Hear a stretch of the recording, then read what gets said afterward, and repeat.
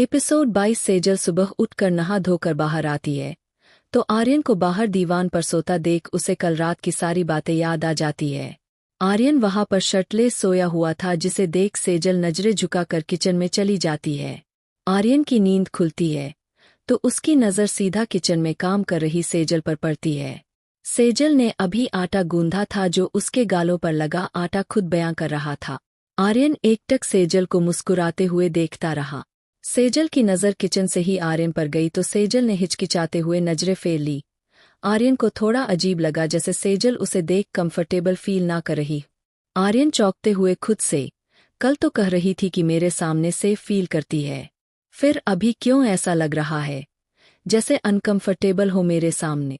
अभी तो मैंने कुछ कहा भी नहीं, कहीं उसे देखकर मुस्कुरा रहा हूं इसलिए तो नहीं। थोड़ी देर में विक्रम ऊपर आता है।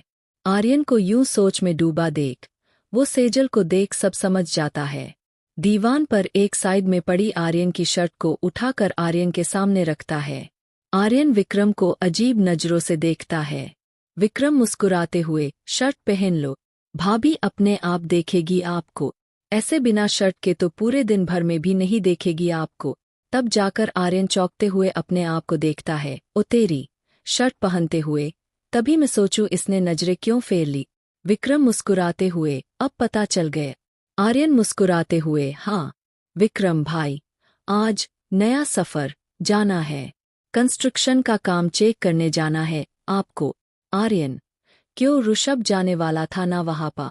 विक्रम, पता नहीं अभी फोन आया है, आज वो नहीं जा पाएंगे इसलिए आपको जाने को बोला है। आर्यन, चल ठीक है। थोड़ी देर बाद खुश होते हुए, एक काम करता हूँ सेजल को भी ले जाता हूँ, थोड़ा इसका घूमना हो जाएगा और शायद इसे अच्छा भी लगे वहाँ। विक्रम, हाँ भाई ये ठीक रहेगा। आर्यन उठकर सेजल के पास जाता है। किचन के दरवाजे से सटकर खड़ा हो जाता है। सेजल ने ब्लैक कलर का सूट पहना था, वही सूट जब आर्यन ने सेजल को पहली बार देखा था। सेजल के ऊपर ब्लैक कलर खूब खिलता है। लंबी सी छोटी, गालों को चूमते आटे सेजल परांठे बनाने में बिजी थी, वही आर्यन सेजल को निहारने में। काफी टाइम बाद सेजल की नज़र आर्यन पर जाती है। सेजल हिचकिचाते हुए, आपको कुछ चाहिए? आर्यन मुस्कुराते हुए सिर्फ सेजल को देखता रहता है। विक्रम जो अभी भी वही खड़ा आर्यन की हरकतें देख रहा था, आर्यन के कंधे को अपने कंधे से टक्कर मारते हुए किचन में आता है। आर्यन को होश आता है कि वो कर क्या रहा था। आर्यन विक्रम को घूर कर देखता है, वही विक्रम आर्यन को मुस्कुराते हुए देखता है। फिर सेजल से, भाभी भूख लगी है, नाश्ता बन गया? सेजल, हाँ जी, बस 2 मिनट में लाई। विक्रम, वो नीचे अभी सफाई हो रही है, आंटी लेट आई है, आज तो हम ऊपर ही नाश्ता कर ले भाई। आर्यन को देखते हुए, आर्यन, हाँ ठीक है यही बुला ले सबको। सेजल से, तुम नाश्ते के बाद तैयार हो जाना, कहीं जाना है? सेजल हाँ में सिर हिला देती है। आर्यन नीचे नहाने चला जाता है। जब तक नीचे से नहा कर आता है, अंश, विवेक, विक्रम तीनों नाश्ता कर चुके थे। सेजल ने भी कपड़े चेंज कर लिए थे। आर्यन नाश्ता करने लगता है, वो सेजल को भी नाश्ता करने को बोलता है। सेजल भी वही पास में बैठ नाश्ता करती है। नाश्ते के बाद अंश और विवेक के साथ आर्यन और सेजल नया सफर के लिए निकलते हैं। कार में अंश और विवेक आगे सीट पर और आर्यन, सेजल पीछे की तरफ बैठे थे। रास्ते में रेड सिग्नल पर गाड़ी रुकती है तो सेजल पास में नर्सरी के पौधों को सेजल बहुत ध्यान से देख रही थी। आर्यन सेजल से, क्या हुआ? सब ठीक है। सेजल नजरें नीचे किए हुए ही, हाँ जी। आर्यन, कुछ देख रही थी उस तरफ? सेजल, नहीं वो बस ऐसे ही। आर्यन, बोलो ना। सेजल, कुछ नहीं, बस अच्छे लग रहे थे छोटे छोटे पौधे तो बस वही देख रही थी। इतने में ग्रीन सिग्नल हुआ और गाड़ी आगे चल पड़ी। सब नया सफर पहुंच। बाहर बोर्ड पर बहुत ही सुंदर तरीके से नया सफर लिखा हुआ था। बड़ा सा लोहे का गेट, पूरी सिक्योरिटी। अंदर जाकर गाड़ी रुकी। सब कार से बाहर निकले। एक तरफ बहुत बड़ा गार्डन था जहां झूले भी लगे हुए थे। कुछ बच्चे खेल रहे थे, कुछ बुजुर्ग उनके साथ थे, कुछ बुजुर्ग आपस में बात कर रहे। आर्यन मुस्कुराते हुए उनके पास चला गया। सेजल एक तरफ खड़ी वो सब देखती रही। आर्यन वहां जाकर सबसे मिलता है। कुछ बच्चे चिल्लाते हुए आते हैं, आर्यन भैया, आर्यन भैया। एक छोटा सा 7-8 साल का बच्चा आर्यन की गोद में चढ़ जाता है। भैया आप हमसे मिलने क्यों नहीं आए? आर्यन, सॉरी बेटा, काम ज्यादा था इसलिए तो ऋषभ भैया को भेजता था, फिर अंश भैया, विक्रम भैया और विवेक भैया तो आते ही रहते हैं ना। एक बुजुर्ग आंटी, ये छोटू तुम्हें बहुत याद करता है।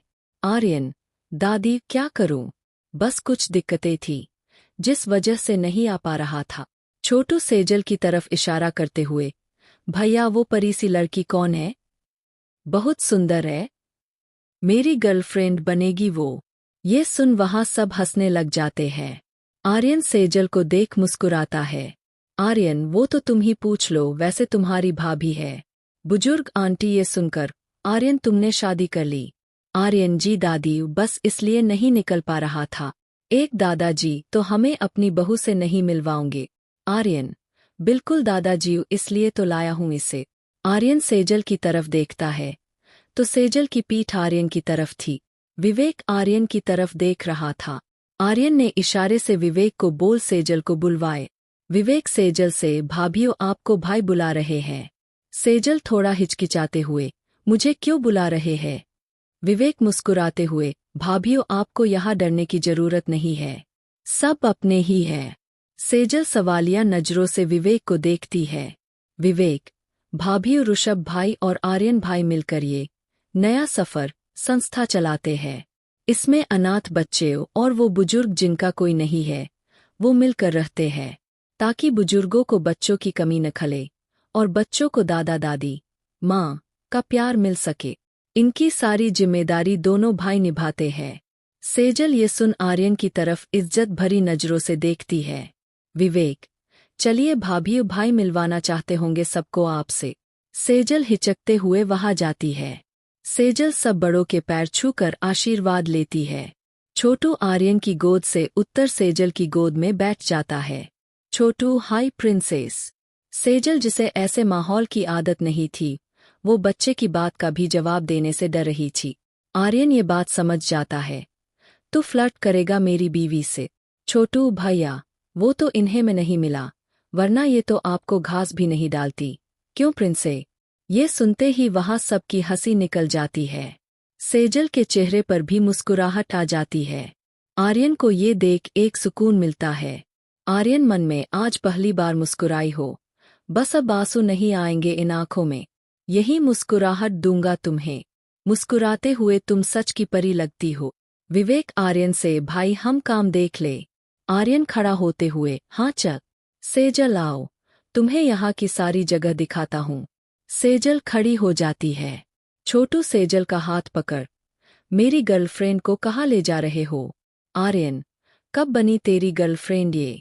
छोटू, जब उन्होंने मेरी बात पर स्माइल पास की कहते हैं ना, लड़की हंसी तो फंसी। आर्यन दादी की तरफ देखते हुए, क्या सीख रहा है दादी ये? छोटू से, पढ़ाई पर ध्यान दे, मेरी बीवी पर नहीं। छोटू, कगे आपको जलन हो रही है क्योंकि मैं आपसे ज्यादा हैंडसम हूँ? सेजल की तरफ देखते हुए, क्यों प्रिंसेस, मैं हूं ना आपके गुस्से वाले पति से स्मार्ट। सेजल मुस्कुराते हुए हाँ में सिर हिला देती है। आर्यन छोटू से, बेटा बच्चा है, बच्चा बनकर रह, चल हम थोड़ी देर में आते हैं। छोटू, ओके प्रिंसेस, मुझसे मिले बिना मत जाना।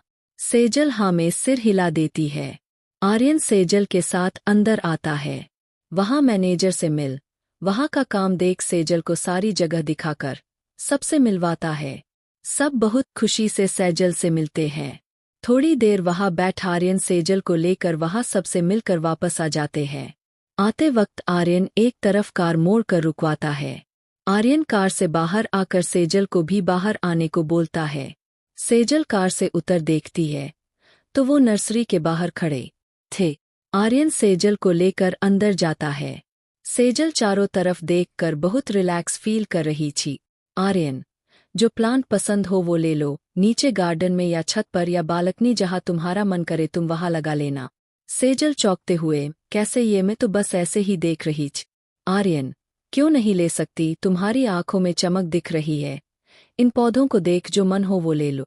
विवेक और अंश भी अंदर आ जाते हैं। विवेक अंदर आते हुए, भाई मुझे गुलाब का पौधा चाहिए। आर्यन उसे घूरते हुए, तू क्या करेगा गुलाब के पौधे का? विवेक मुस्कुराते हुए, वो मेरी गर्लफ्रेंड रोज गुलाब मांगती है, तो उसे पौधा ही गिफ्ट कर दूंगा। ये सुनकर आर्यन और अंश हंसने लगते हैं। सेजल भी मुस्कुरा देती है। विवेक मुंह बनाते हुए, क्या है भाई, एक पौधा ही तो मांग रहा हूँ। आर्यन हंसते हुए, तू एक क्या 10 पौधे ले ले, पर जरा संभल कर दियो, गर्लफ्रेंड को पता चला गुलाब तेरे सिर पर ही उग आए हो। अंश सेजल का हाथ पकड़कर, चलिए भाभी, हम अच्छे अच्छे फूलों वाले पौधे लेते हैं। सेजल अंश के साथ पौधे पसंद करने लगती है।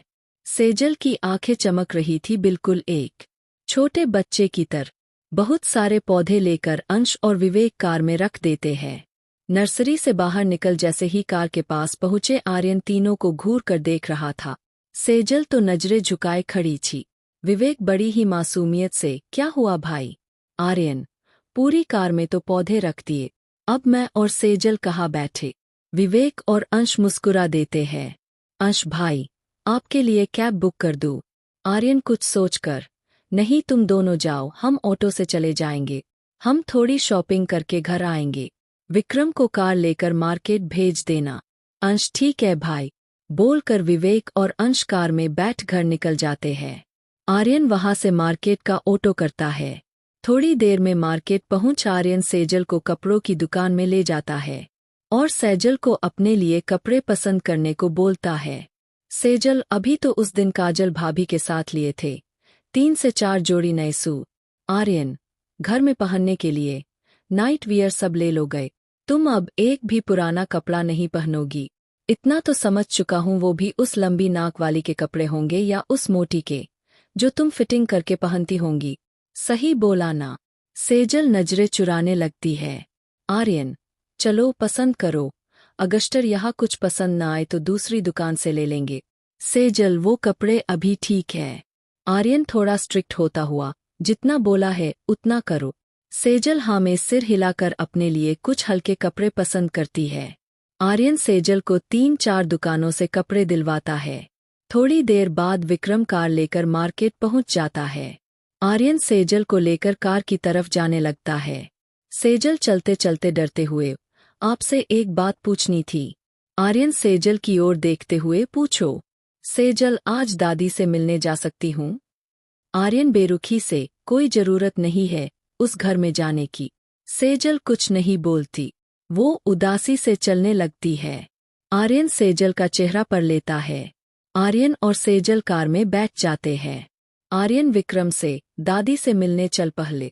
ये सुन सेजल के फेस पर स्माइल आ जाती है। आर्यन सेजल से, सब 10 मिनट दादी से मिलना है। ठीक है। सेजल जल्दी से हाँ में सिर हिला देती है। एपिसोड 23। आर्यन सेजल के साथ दादी से मिलने घर पहुंचता है। घर के हॉल में कोई नहीं दिखता। दोनों दादी के रूम में पहुंचते हैं। दादी वही बेड पर पीठ टिकाए बैठी हुई थी। दादी सेजल और आर्यन को एक साथ देख बहुत खुश होती है। दादी सेजल के चेहरे पर हाथ रख, कैसी है तू सेजू? सेजल, दादी मैं ठीक हूँ, आप ठीक हो? दादी सेजल को प्यार करते हुए, तुझे देख लेती हूँ तो ठीक हो ही जाती हूँ।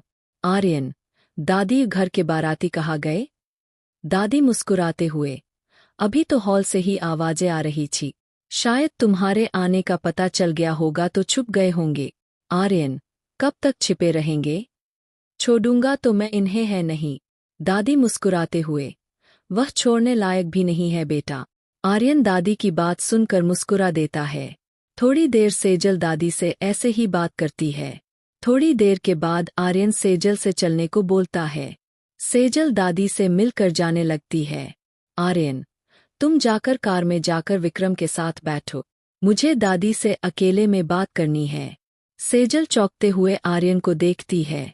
आर्यन, मैंने कहा ना, तुम जाओ, मुझे दादी से अकेले में बात करनी है। थोड़ी देर में आता हूँ। सेजल हाँ में सिर हिलाकर चली जाती है। आर्यन दरवाजा बंद कर लेता है। आर्यन दादी के पास बैठता हुआ, दादी मुझे विजय यानी आपके बेटे के बारे में बात करनी है। सदी बोलो ना बेटा। आर्यन, जितना मुझे पता चला है, इन लोगों ने सेजल को बहुत परेशान किया है। दादी की आंखों में आंसू आ जाते हैं। जानती हूँ और यह भी जानती हूँ कि तुम मेरी बेटी को हर खुशी दोगे। मैं चाहते हुए भी कुछ नहीं कर पाई। आर्यन दादी का हाथ पकड़ते हुए कुछ बातें पूछना चाहता हूँ। दादी पूछो। आर्यन, सेजल के मम्मी पापा की मौत कैसे हुई? दादी, तुम्हें क्या पता चला है? आरवन, जितना मुझे पता चला है उसके हिसाब से विजय ने ही सेजल के मम्मी पापा को मरवाया है। दादी रुथे स्वर में, सही पता चला है।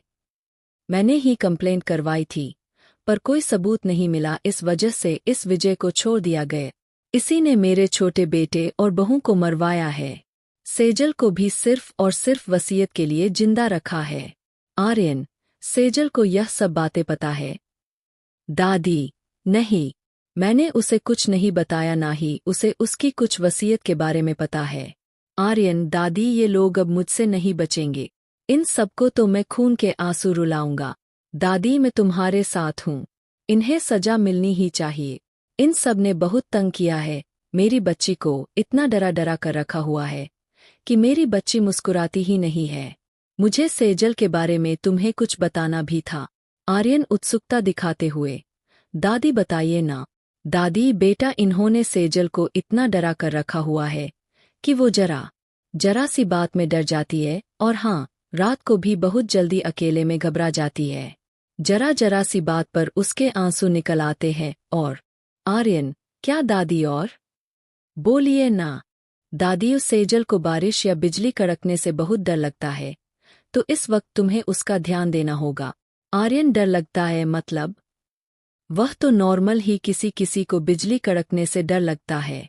इसमें घबराने वाली तो कोई बात नहीं है। दादी, बस तुम समझ जाओगे, मैं नहीं बता पाऊंगी। कभी अगर बारिश हो या बिजली गरजे तो उसका साथ मत छोड़ना बा। आर्यन दादी का हाथ पकड़ते हुए, दादी, मैं आपसे वादा करता हूँ आपकी सेजल का साथ कभी नहीं छोड़ूंगा, और उसके चेहरे पर जो मुस्कुराहट की कमी है, मैं आपसे वादा करता हूँ कि सेजल बहुत जल्द ही खुल के मुस्कुराएंगी। दादी ये सुन मुस्कुरा देती है। आर्यन, दादी, ये लोग आपके साथ तो ठीक है ना? दादी मुस्कुराते हुए, मुझे तो ठीक रखना ही पड़ेगा इन्हें। मकान मेरे नाम है। आर्यन, हम ठीक है दादी। कभी भी कोई भी दिक्कत हो मुझे बताना जरूर। वैसे इन लोगों को सीधा करने का इंतजाम चल रहा है। दादी चौंकते हुए, कैसे? आर्यन मुस्कुराते हुए, बहुत जल्द पता चल जाएगा दादी, अभी मैं चलता हूँ। दादी, ठीक है, ध्यान रखना मेरी बेटी का। आर्यन, बिल्कुल दादी। आर्यन दादी से मिलकर सेजल के साथ घर चला जाता है। घर पहुंचते हैं तो ऋषभ उन्हीं का वेट कर रहा था। आर्यन और सेजल वही बैठ जाते हैं। ऋषभ, क्या बात, आज बड़ी शॉपिंग हो रही है? आर्यन, ये छोड़, ये बता, तू कहाँ गायब था सुबह से? ऋषभ मुस्कुराते हुए, आज काजल के मम्मी पापा आए थे घर मम्मी से बात करने। आर्यन मुस्कुराते हुए, क्या बात हुई फिर? ऋषभ, शादी की डेट फिक्स हो गई 3 महीने बाद। ये सुन आर्यन ऋषभ को गले लगाते हुए, मुबारक हो मेरे यार, पटा ही लिया ससुर को। ऋषभ थोड़ा सीरियस होता हुआ, तू मेरी छोड़, मुझे तेरे बारे में कुछ बात करनी है। आर्यन, बोल ना। ऋषभ, अभी थोड़ी देर में माँ आने वाली है।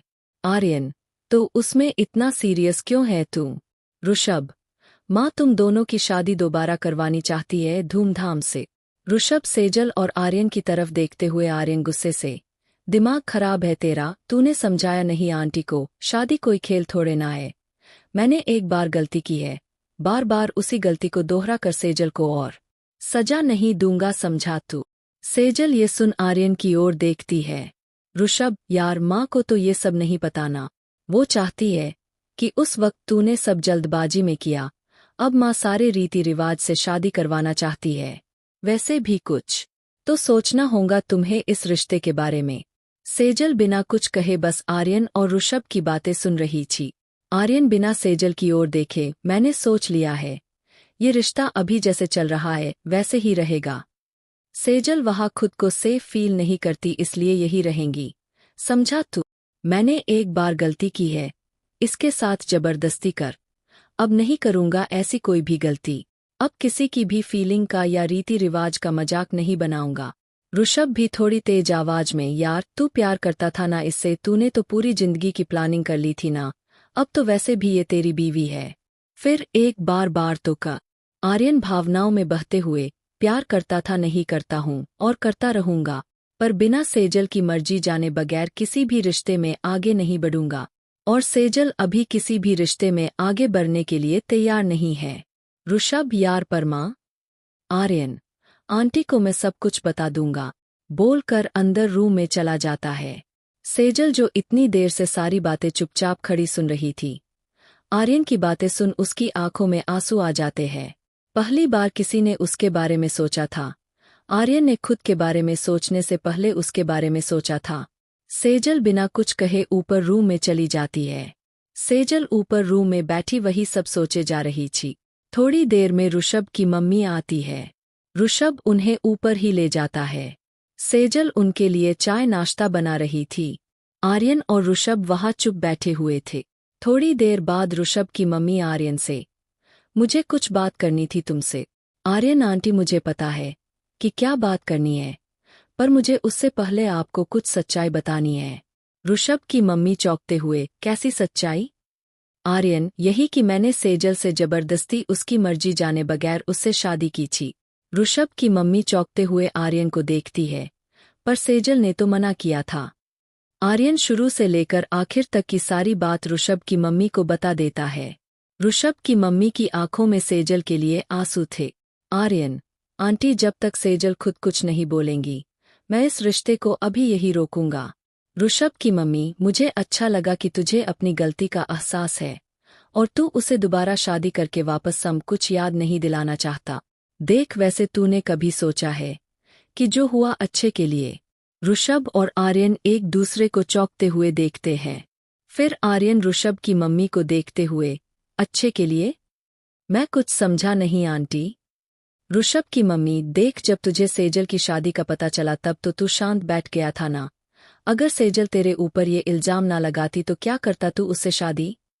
आर्यन, ना। ऋषभ की मम्मी, तो उसकी शादी तो उसी लड़के से होती ना। आर्यन, हाँ। ऋषभ की मम्मी, तो सेजल उसके साथ कभी खुश रहती। आर्यन, नहीं।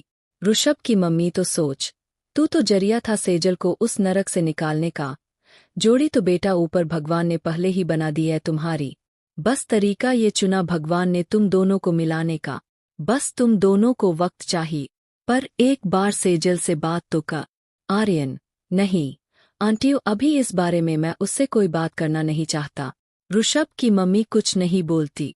थोड़ी देर बाद सेजल सबके लिए चाय नाश्ता लेकर आती है। अंश, विवेक और विक्रम भी वही आ जाते हैं। सब चाय पीने लगते हैं। ऋषभ की मम्मी थोड़ी देर ऋषभ के साथ चली जाती है। रात को सब ऊपर ही खाना खाते हैं। आर्यन ने वहीं पर डाइनिंग टेबल लगवा लिया था। खाना खाकर अंश, विवेक और विक्रम सोने चले जाते हैं। सेजल किचन समेट रही थी। आर्यन सेजल के पीछे दरवाजे के पास खड़ा हो गया। ये काम सुबह हो जाएगा, सो जा। सेजल, बस अभी जा रही हूँ सोने। ये हो गया। आर्यन, कुछ बात करनी थी।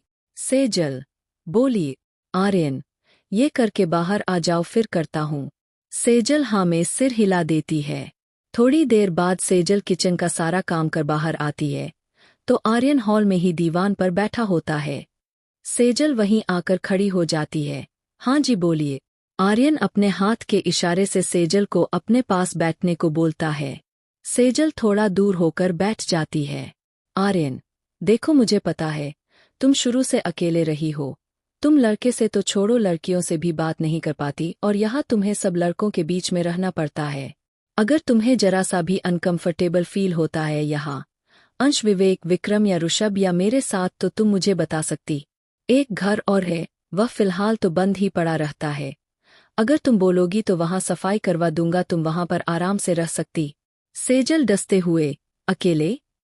आर्यन थोड़ा सा हंसते हुए, नहीं, मतलब मैं भी रहूंगा वहां पर दिन में तो मुझे यहाँ आना ही पड़ेगा। फिर कभी कभी किसी काम से बाहर भी जाना पड़ता है, तो तब तुम्हें अकेले रहना पड़ेगा। सेजल, नहीं, मैं यहाँ ठीक हूँ। आर्यन, मैंने देखा है हम सब के साथ तुम खाना खाते वक्त भी डरते हुए खाना खाती हो। सेजल, मुझे यहाँ किसी से डर नहीं लगता, बस यही डर लगता है कि कोई गलती न हो जाए। आर्यन, पक्का? सेजल, हाँ जी। आर्यन, ठीक है। पर अब तुम्हें ये गलतियों से भी डरने की जरूरत नहीं है।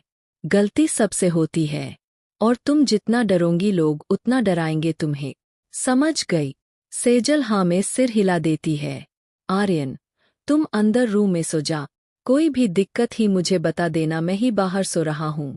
सेजल, आप रूम में सो जाइए, मैं यहाँ सो जाती हूँ। आर्यन, मैं तो वैसे भी कभी नहीं सोता रूम में, शुरू से यही दीवान पर सोता हूँ। तुम आराम से रूम में सो सकती हूँ। सेजल हाँ में सिर हिलाकर रूम में चली जाती है। अगले एपिसोड के लिए हमारे चैनल को सब्सक्राइब करें। धन्यवाद।